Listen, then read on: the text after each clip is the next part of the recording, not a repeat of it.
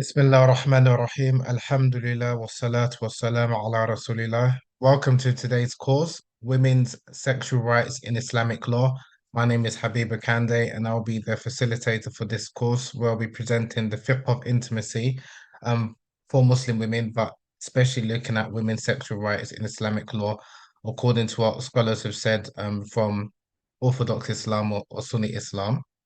The key takeaways I would like hopefully people to take away from this particular course and what hopefully you will learn is firstly, women's right to sexual satisfaction is enshrined in Islamic law in the Sharia, and many Muslim scholars, many legal scholars, known as the fuqaha, they spoke about women's right to sexual satisfaction. So we talk a little bit about the Quranic verses and the prophetic traditions, the hadiths, which they use as evidence in terms of explaining to people, both men and women alike, about women's right to sexual satisfaction from their marriage in their marital relations.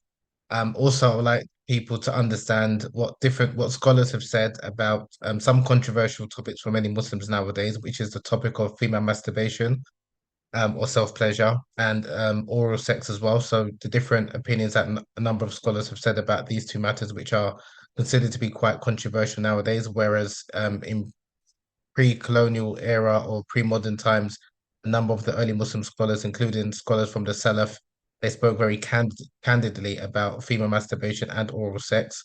Some considered it to be permissible, some considered it to be impermissible. So I'll talk about the different, like I said, the different scholars and the different opinions they had in regards to these two topics.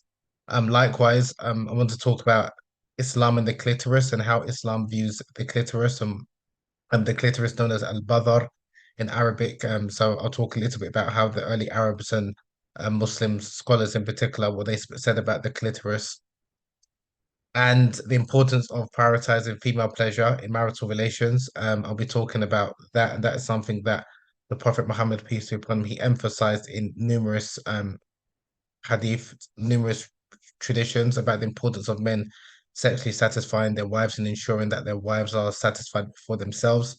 And a number of great Muslim thinkers and erotologists and ethicists such as Imam al-Ghazali, as-Suyuti, um, at-Tijani, amongst others, they spoke, and Al-Jahid, they wrote extensive books on the art of love or the art of lovemaking in the erotology tradition, teaching men or encouraging men to ensure that their wives are sexually satisfied and prioritizing their wives' sexual satisfaction um before themselves. So I want to kind of highlight that, as well as speaking about Islamic views on female circumcision. Again, another controversial topic. So the topic of female circumcision, which does exist within the Islamic tradition, and the different scholars as his opinion in relation to female circumcision and why scholars argue that female circumcision is not the same as female genital mutilation.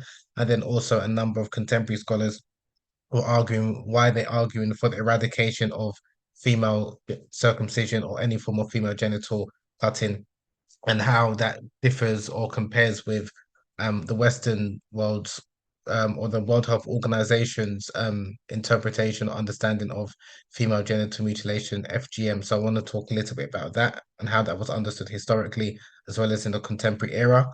And then lastly, the importance or underlining the importance of sexual education and understanding that sex education is not a shameful topic.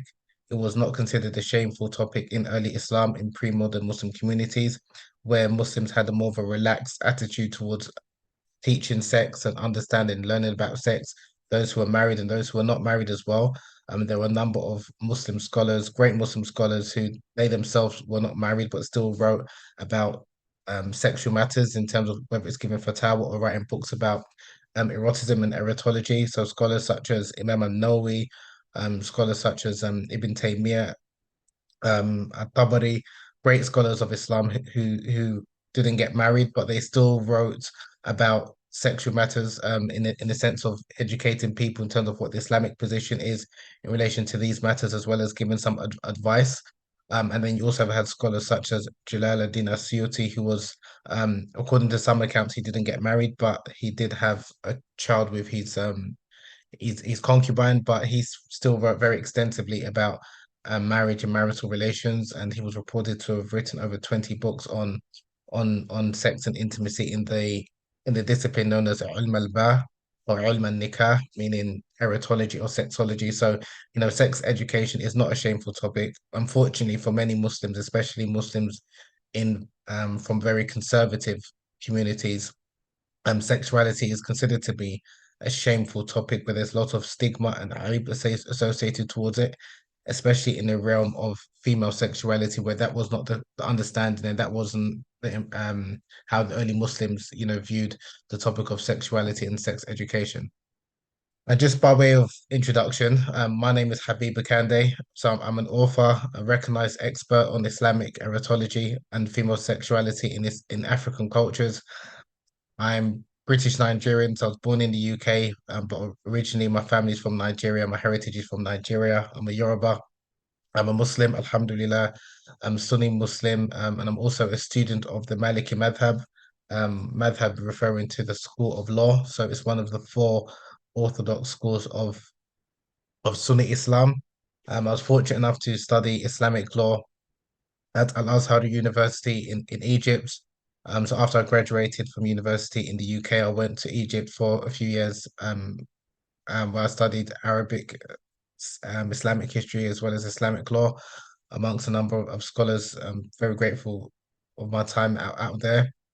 Recently, so when I came back from Al-Azhar, I helped produce, I've written a few books. I've written 7 books in total on race, Islamic history, on erotology, both within the Islamic tradition or Islamic history as well as in African history.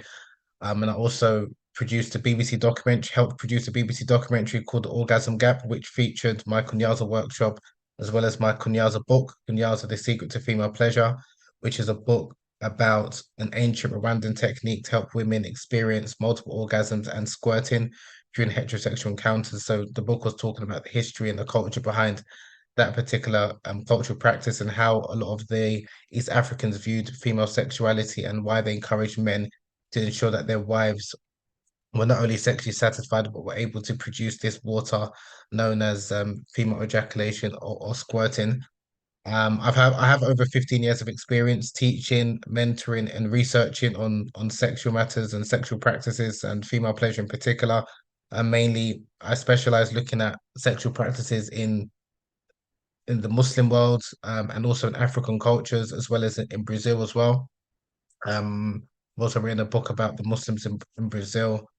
And I've also been fortunate enough to give a number of presentations and I was also presentation at various academic institutes and higher learning institutes. I was a keynote speaker at the Arabic Erotica Conference in Paris, in France, in 2016, where I gave a presentation about my book, A Taste of Honey, Sexuality and Erotology in Islam, as well as the history of erotic Muslim texts and what Muslim scholars have said about the discipline known as ilm al-ba or erotology. And my book has been cited by a number of leading psychologists, academics, sex therapists, and also some, religious scholars as well. Alhamdulillah. And I've also founded the Erotology Institute, which is an institute which provides online courses on sexual Islamic sexology and African intimacy. So looking at sex and intimacy from both an Islamic and African cultural perspective. So that is a little bit about me. Um, Now, the topic at hand, just wanted to kind of again highlight, because whilst I mentioned before about sexual education or sex education, not a shameful topic, I think within the Muslim community, from what I've noticed, is that Muslims are very comfortable to talk about the sexual rights of men. But when it comes to female sexual rights or women's sexual rights, it's considered to be more of a taboo or aib subject. And that's something I've noticed, particularly in Muslim communities, whether it's Arab Muslim communities, North African Muslim communities, Desi South Asian Muslim communities, some Southeast Asian Muslim communities as well as some African, West African, and East African Muslim communities as well. So it is quite a taboo topic when, like I mentioned before, in pre-colonial days, before Muslims were colonized, there were a number of Muslim scholars who wrote very candidly about women's right to sexual satisfaction, and they wrote many books about eroticism and women's right to sexual pleasure, and they taught men the importance of understanding the female anatomy and understanding how to sexually satisfy their wives. So just want to underline that point that female sexual rights is not shameful. It's not a shameful topic.